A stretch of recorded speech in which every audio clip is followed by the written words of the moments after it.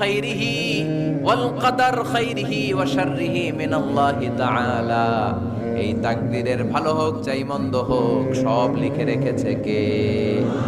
এটার কোনো চেঞ্জ নাই, এটার কোনো সাধারণত রদবদল নাই, এটার কোনো পরিবর্তন নাই। আত-তাকদীরু লা ইয়ারুদ্দু ইল্লা বিদ-দুআ। আল্লাহর হাবিব বললেন মানুষের তাকদীরের কোনো পরিবর্তন হয় না, চেঞ্জ হয় না।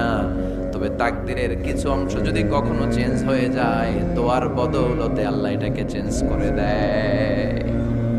কি পাওয়ার দেখছেন? তাকদীরও চেঞ্জ করে ফেলে দোয়া, তাকদীর চেঞ্জ হয়ে যায়।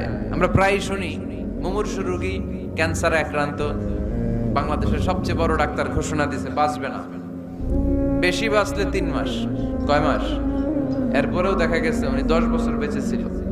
এরকম নজির এদেশে আছে না নাই? কিভাবে বাঁচলো? দোয়ার বদৌলতে। কিসের বদৌলতে? তো এটা যে অনেক গুরুত্বপূর্ণ, এটা কি আপনারা ফিল করেন, টের পান আপনারা? এটা অনেক powerful. It's like a missile.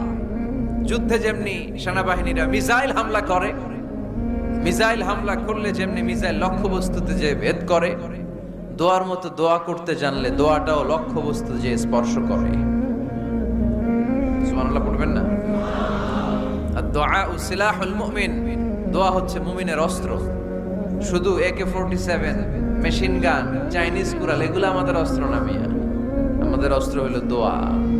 রাতের তাহাজ্জুদের জায়নামাজে চোখের পানি ছাড়ার যে দোয়া, এটা আমাদের সবচেয়ে বড় অস্ত্র। চিল্লায় বলতে হবে ঠিক কি না?